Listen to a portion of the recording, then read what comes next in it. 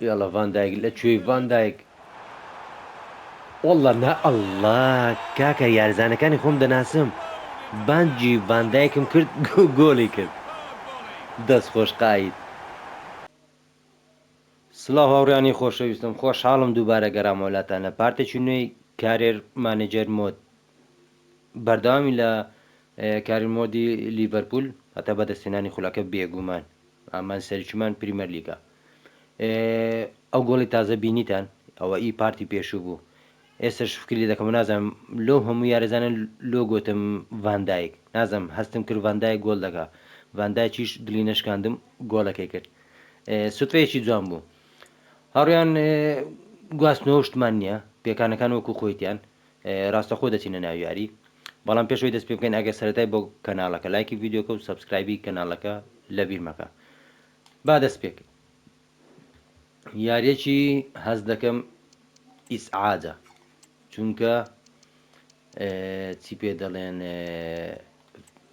ئۆلڤرامتن تیپێکی تۆزێک بەرگریە چێ یاری پێ بکەین ئەو باندایک تاوا تووشی کێشە بوو تا هەر بۆ تشکیل یاری دەکەین و ڕاستە خۆ دەچینە ناو یاری گازەر دەکە ئۆ ئارنۆڵ جۆتە ئەم یاریە ئەساسە 27 ساڵە یعنی لە گواستنەوەی داهاتوو 90 جۆتە دیاز چێزە ئەوانە ڤاندایک لانی ئەوانە بفرۆشم ڤاندایک وڵای تۆزێک زەحمەتە دو ساڵی داهاتوو ئینشاڵڵا چکە بەڕاستی ئەوانەی 30 ساڵ زیاتر هەمووی دەفرۆشم هەتا پێم کردی پێکاتێکی لاو دادنێم یعنی وا لە لیڤەرپول دەکەین نەیناسینەوە یاڵە تیپەکان هاتنە ناو یاریگە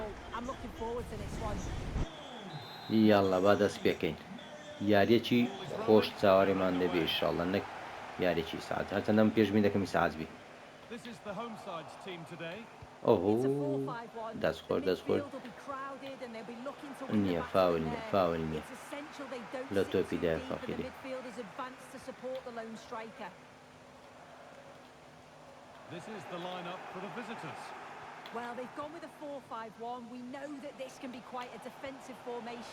الله پێشی لێگردنە سەبەسلای خۆی و گۆڵ دەماوە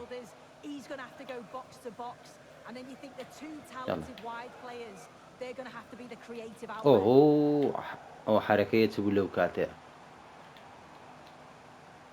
سیمیدۆ وەڵا خۆم نەجولا ئەی دەستخۆش وەڵای ڕایە باشترین بۆندی ئەم ساڵمانە باشترین بوون بەڕاستی تایبەتە ئەوە چەند یاری هەموو یاریەک ئێمە قوتار دەکا بەس ئەو یاریزانانی من هەموو ڕاخستان سیر بوو یاڵە سڵح حەزت لەو تۆپانەیە سلاح حەزت لەو تۆپانەیە بەڵام نۆنێز گۆلی ئەڵدا وەڵای نۆنێز گۆلی دەچێنین بەس بەڕاستی شانسی نییە ئەخە ئەو تۆپە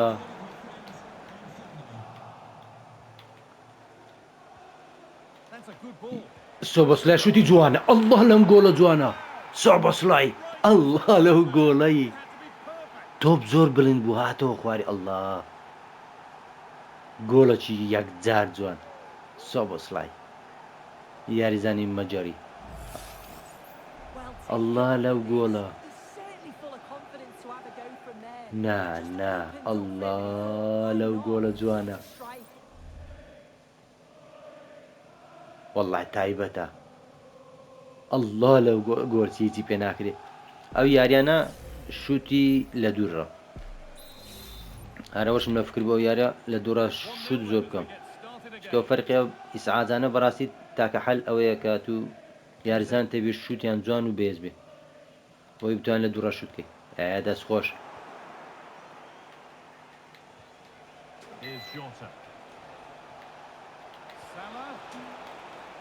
یاڵە سۆبەسلای ئەڵڵا لە سۆبەسلای وەڵا بە کوردەنی گوتی بە گۆچی فێر بووە دەزای نۆ چێندر داوێتن ئەڵڵا لەم گۆڵە جوانە هەر زۆر جوان بوو زۆر ئەڵڵا لە دوو گۆڵە جووە ئەڵڵا هەڵا منداری بیان خەریکە شێت بێ دوو گۆلی یەک لێکتر جوان چاوەڕێی ئەو شتەم نەدەکرد بەس شوتەکان بەڕاستی گرتی ینی کە ئەو تۆپانە دەڕوە لۆ ئەو گۆشانە دەڕۆ گۆچی زۆر زەحمەت دەگەڕێن تۆ زۆر یاڵە سلاح بەس نۆنێز هەتێ ئێستایشی خۆی کردووە ئەو سلاح پەلت کرد سلاح دوو گۆلی یەک لێکتری جوانتر جا پێش یاری خەریک بوو سۆبۆسلای دانیشێنم بەڵام ئەو یاریە پشی پێ بدەم چکە یاریزانێکی ئەساسمە بەڕاستی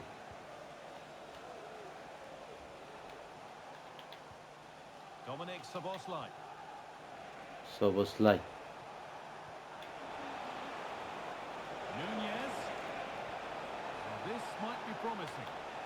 ئۆ سلاح تۆپەکەی وەرگرت و گەڕاوە یاڵڵا یاریەکی ئەی سلاح وەڵڵا بە لەحزە مابوو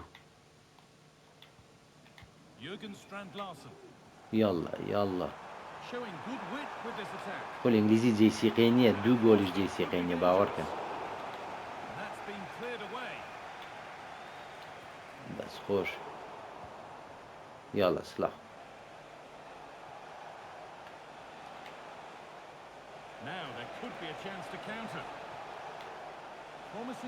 یاڵە سلاح ویستم تۆ بەکڕاگرم بەس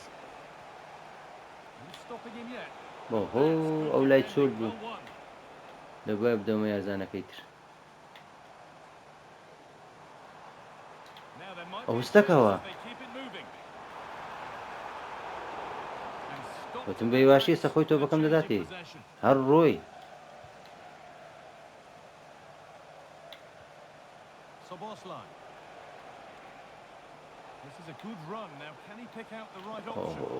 لە جیاتی بداتە سلاحی دایە چێ بەس خۆش نادیفاکانم باشن جابەجات تۆ بەچی ئیسعازیان لێ دەڕۆ بەس وەڵی مەقسەدم ئەوە نەبوو بەس ئەڵڵا سۆبۆسلای بە سۆبۆسلای فێربووینە لە شتەکە جوان ڕێکت بەس دیفاکەیان زیرە بوو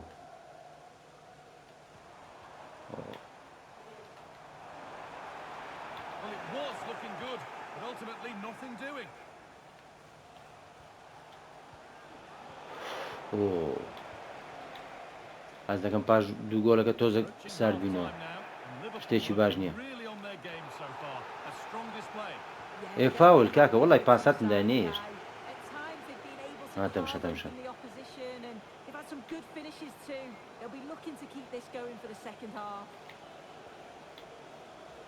چیس جەوت دەکەوە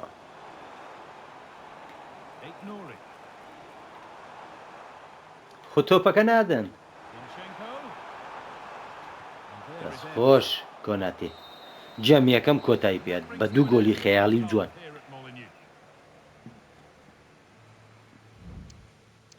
تاوا لە لیڤەرپول ڕاتوین با سۆبۆسلای پشوو پێ بدەین دوو گۆلی جوانی کرد کۆناتێ کۆبارسی با یاری پێ بکەین تاقی بکەینەوە هەست دەکەم ئارنۆتیش دانیشێنین دیاسوانش با سەرەکی بن وڵای ڕۆدریش پێویستی بە ئیسراحەتەکەیە یاڵە ڕۆدری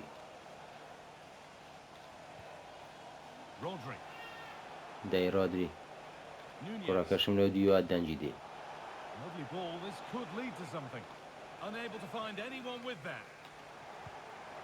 ئەی الله وەڵڵا خەریک بوو بە دیلەکەی سۆبۆسلای گۆلێکی لە سۆبۆسلای جوانتر بکە وەڵڵای جوان بوو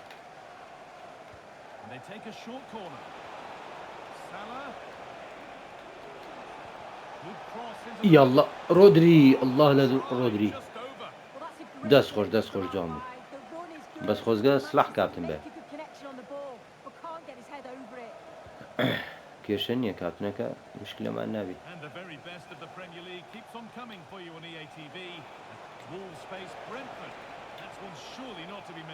ئەڵڵای بە لەحزە مابوو جۆتە تۆپەکە وەرگری ئەڵڵا گەلە ناخۆشە ینی زۆر نزیک لە تۆپەکەی ناتوانانی وەریگری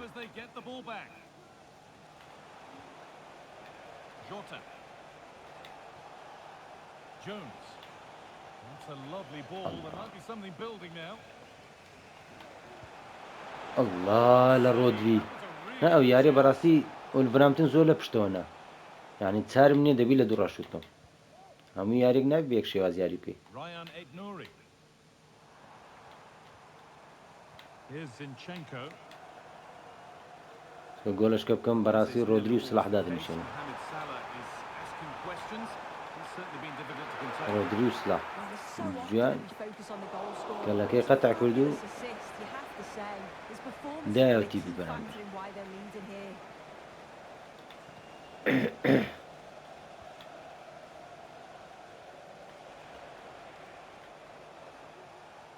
No forward pressure. They're waiting to be attacked. Could be dangerous. Well, it looked promising, but well led to cut it out in the end.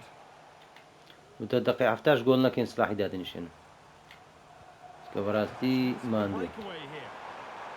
Oh, good ball. ئەوەستەکە ئەوەستەکە It's as easy as it gets. وەڵایی تۆپەکەی لەدەست دەدەنا ڕای گرتووە خەتەر دەبوو Working hard to win it back there.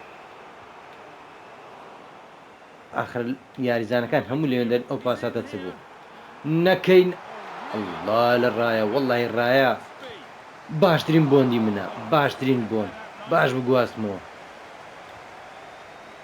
Rodri.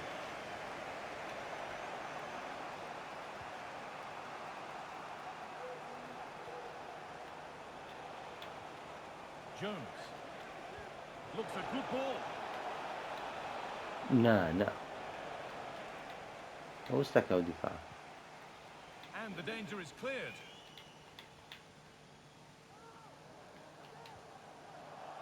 And able to come away with the ball.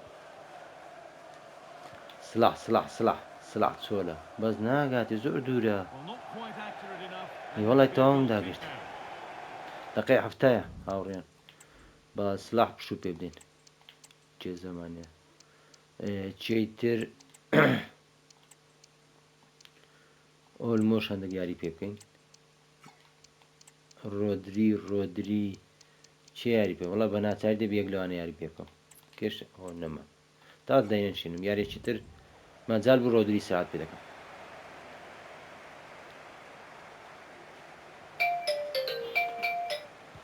وەختی تەلەفۆنی نازانم دەست بە یاری دەکەم تەلەفۆنم بۆ دی سەیرە Chiesa.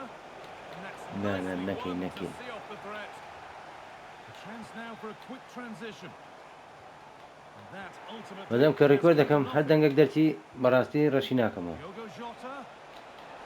یاڵە جۆتە گۆڵ ئەڵڵا لە جۆتە شوێنەکەم گۆری یا کاوسەر گۆل نانە جۆتە گۆڵ دەکە بەڕاستی بەس ئەمن داری نوێنس کێشەمەیە بەس هەندێک تۆی پشێ وڵی ناحەق نییە یانی تۆپەکەی سەرەتای ئەم یاریە گوناحە تۆپەکە بە ستون دەکەوێت گۆڵە چی جوان یاریەکەمان یەکلایی کردەوە گۆڵ دیۆگۆ جۆتا ئەو یارزانە هەندێک ئاسیان باشبی گرینگە بۆ ئێمە چکە ئەگە بیان فرۆشین پارەشی زیاتر دەکەن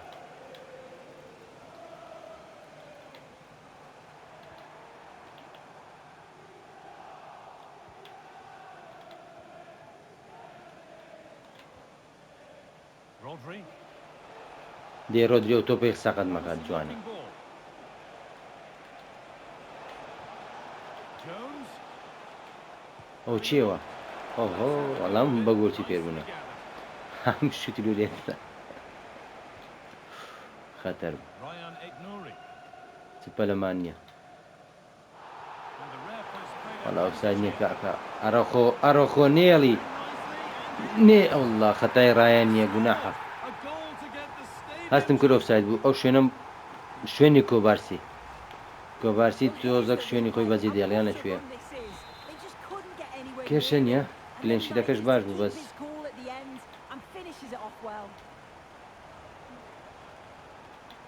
شوێنەکەی Diogo Jota.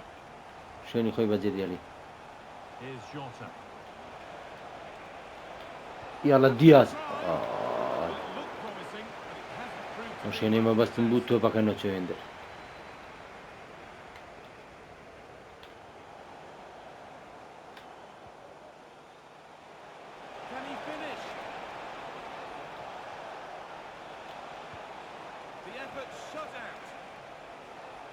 entry.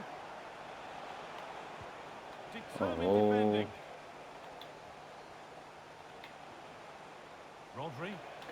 بزانم ئەو شوتە دەگرێ الله Very well ڕۆدری kicked out شوتی and جوانە out and ready. یاریەکە تەوا بوو بە بردنەوەی خۆمان بێگومان Defense نا able to مەجای stand خاڵە up دەستدان to نەمە make چکە it دەمانێت 3 یەکەمی points. پریمەر لیگ بگرین Yeah, and it was a positive performance. Some of the play today یاڵا was great to watch. چکە سەرەتا زۆر خاڵمان لە دەستدا دوو بەرامبەر بوون و دۆڕاندنێک قڕز بوو لە سەرمان ئۆ پاڵەوانەکانی ئەوروپا گەڕاوە خولیانە پاڵەوانەکانی ئەوروپا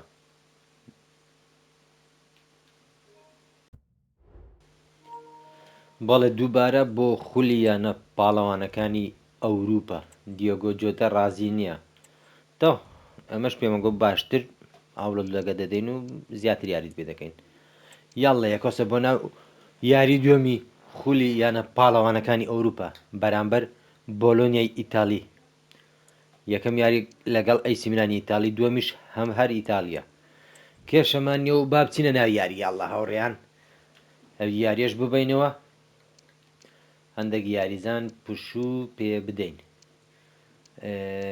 یاریەکەم ئەوە ئەساس بوو باوجارەی جۆتە ناوەڵەر ئەوەی دادنیم سۆبۆسلای دانیشە براکەم جۆتە دیفاعەکان ئەوە ئیسراحەت ئەو کارتی سووری هەیە خۆ بەڕاست با داینیشێنین هەندێک یاریزان پشوو پێدەین کۆ بەڕاستی پێویستمان بە توانای یاریزانەکانمانە لە یاریەکانی داهاتوو هەفتا دوو مۆرتۆن یاری پێ دەکەین ئینشاءڵڵا لە جێمی دووەم ئێستاش کاتی یاریەکەیە پۆلیسەکانی بەردەرگا جۆتە دیۆگۆ جۆتە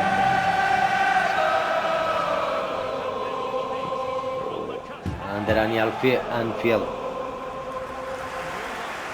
کاکان خۆش هانمان بدەن کاکە هانمان بدەن پێویستمان بەبردنەوەیە چاوەڕوانی یاریێکی ئاسان دەکەم ئەوەش ئەفسانەی مێژوویی لیڤەرپول ڕیان وەڵاهی ناوەکەم لەو دەمەی نایە بەس بۆ بر ناوەکەم لۆ نایەتە یاڵ خولیانە پاڵەوانەکانی ئەوروپا Can they back it up with another performance here? It should be a decent game. This is the lineup for the home team. Well, plenty of attacking width in this 4-3-3, but they'll need to get their midfield players to join the centre forward as much as possible. If not, he'll become isolated. ئەوەستەکەمەوە And a quick glance at the Bologna starting lineup. Well, it'll be interesting to see how the wingers play today. پاساتەکە بدە دیۆگۆ جۆتە ناوەڵە ئەگەر غەڵەت نەم جۆنز بوو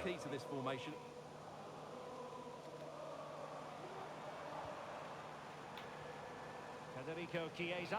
ئۆ کێزا ویستم پاسات دەم بەڵام زۆر خێرا ڕۆشت بووم ئەوەستەکەیەوە کاکە ئەلفۆنسۆ دەیڤس ئەو شتانە نازانێ Jones. ئۆ تۆپە ڕۆژ بە دوو یاریزانم لێوێن دەبێت Ferguson. Doing everything possible to keep possession. Not a particularly strong challenge. But no damage done, that's the main thing.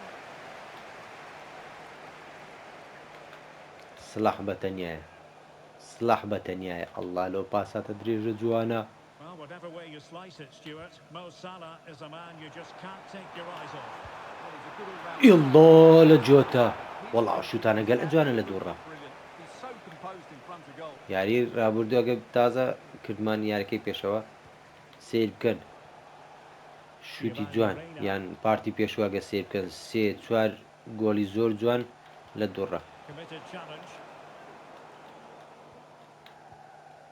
Diogo Jota. Well, somebody is Yalla, scored, I'm Salah. hearing, in the Villa game, but who exactly? Alex will tell us. It's a goal for Villa. The score's level again now at 1-1 with 18 minutes on the clock. ئۆهۆ Thanks as ever, Alex. والله ڕۆی ماتۆری پێەیە ئۆهۆ کرە وەرراوە کرە ڕاوە شەیتانی بەنالەت کە کاکە ئەلفۆنسۆ دایڤز هات Bit of risk ئۆ there, but he's won the ball. ئەی هەوار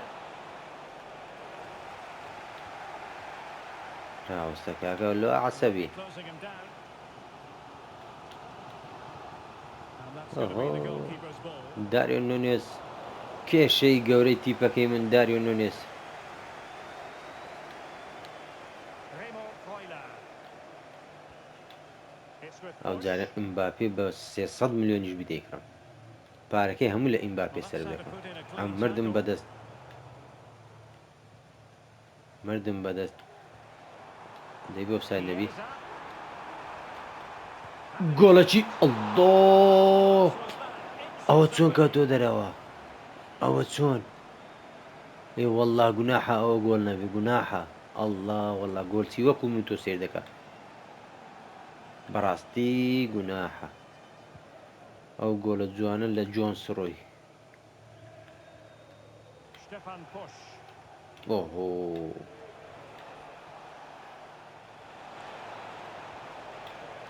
This looks promising. یارەکانی لە دوو خول بەشدارین خولیانە پاڵەوانەکانی ئەوروپا Must take the lead here. لەگەڵ ئەو گۆڵ You've got to say. وەڵڵا ئافرین ئەو گۆڵە چ بوو هەر زۆر بێهێواشی Well, here's the replay. Watch how he goes past his man with such ease. زۆر It's just to بەهێواشی change the زۆر pace, but there's still ئۆهۆ plenty for him to do. And the کێشەنی rifles یاریەکەی of the گەرمتر defender. کرد He's just able to keep him at یاڵە bay با and تووڕە بین finishes with a plot. زین تووڕە It's a بین great چمان پێ goal. دەکەی بڕۆ وەڵڵا وەڵڵا Good ball there. He might profit تووڕە from بوون it, you know. ئەڵڵا Firing it towards وەڵڵا goal. ئیشی خۆمان کرد بەس Could داری have نوێنس Well, پاک that's پیشەی a هەمیشەی chance. خۆی Yes, it's on the volley, but تۆ I think it's پاسانەکان بۆ scored دەرەوە here. ئێ کاکەل گوناحمان چییە ڕاتبت بە مەزبوطی دەدەینێ ئەو قەدرە Remo مالوو لێ دەکەی Freuler. باش دەبزانە لەگەڵ دەرگای گواستن و یاریزانان چۆن دەتفرۆشم بەس داواکاری Onside هەبی tackle. بڕۆ ئۆ هۆتیپانە مشکلە نەکە گۆڵک دەکەن Nunez. دەستخۆش Playing it through. دەستخۆش دەستخۆ ئەڵڵا کورە گۆڵکەن ڕەحمەتی خوداتان لێ بێ دەڕوە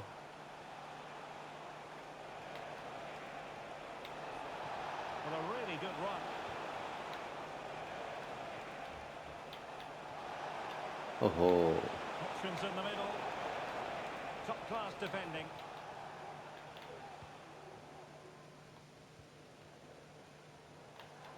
ئۆفساید ئۆفساید زۆر تاخیری کرد پاسادەکەی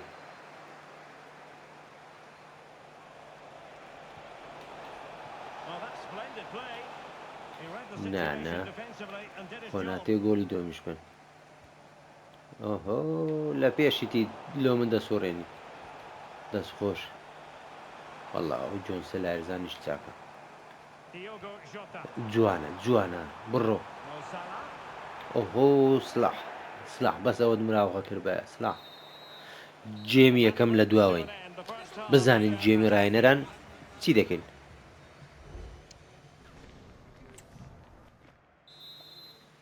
یاڵڵا Well, back underway, and Liverpool having to find an effective route back into this match. بەس کام لێرە ساوە بە دوو تەبدیلاتی خۆم بکەم یاڵڵا ئەوەی دەمویست هاتە ناو یاریگە Giovanni Reina.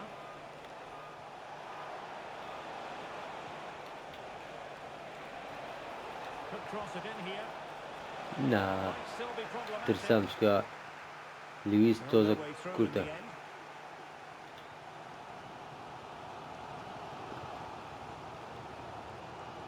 Rodri. Now Mo Salah. Encouraging move from Liverpool. He's in گۆڵی بەرامبەر دارێن نونس ئەو جاری هیچ هەنجەتی نەما گۆڵ نەکا on level terms. وەڵڵا ترسام ئۆفساید بێ بەڵام گۆڵ داریۆن نونس Yeah, here's the setup play. Well, it's a great little back heel, isn't it? And his movement's so clever. Once he gets onto it, there's only one foot in his head. Smashes هەری ئۆفساید نەبوو هاوڕێیان What a good goal.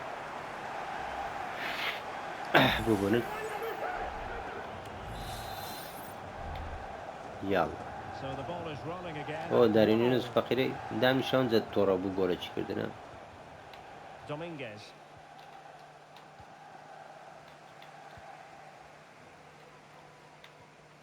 Good through ball. ئۆ Liverpool have given هەردە it بکە away. فاول I'm just being told there's been a goal at Villa Park, so let's send it over to Alex Scott. It's a goal for Bayern Munich. Can they forge ahead?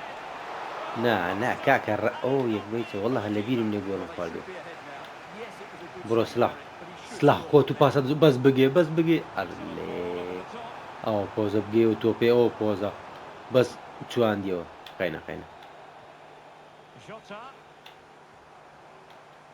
تخوا گۆڵکە ئەو شتە جوانە ئەو پاساتە خەیاڵی هاوڕێ بینیتان Well, apologies to our viewers for having to interrupt Alex just then. Just to confirm, Bayern. وەڵا لە ئێمە جوانتریان کرد ئەیە دەستخۆش Looked promising, but the danger has been averted. دەگاتەوە تۆپەی وەڵا سلاح زەحمەتە ئەی دەستخۆش سلاح ئۆ سلاح چی کرد ئەڵڵا لە سلاح چ تۆپەکی هێناوە وەڵڵی سلاح گوتمان سەریع بەس بۆ نوعش وەڵا ئافرێ هەندێک گۆڵێکی جوان بوو Stefan Posch. And a friendly reminder that we have more action from the Premier League coming up. It's Liverpool facing Crystal Palace. نا And an astute piece of defending. Bodies forward and the مشکلێ break. هاوڕێیان وەرگرن ئۆ دایەکی Nicely over the top. پاشەم لۆ خۆم شۆش کردی داقە زۆر مایە Opportunity here. هیچ دەکە Oh my word, there's excellent timing for يلا you. سلاح. What a challenge. سلاح والله شانسی نەبوو جارە برە 20 ئەو minutes ستەکەوانە remaining. Well, it sounds like there's been a goal in the Lille game. تۆ Over to تیپێکی زۆر Alex مشکلە with نازانین details. کو یاریانەگە بکەیت A goal for Lille. They've pulled one back and now trail Out you won. 1-1 with 20 minutes left on the clock. Many thanks, Alex. ئۆ He could pick out a teammate. Well, just the tackle that was needed.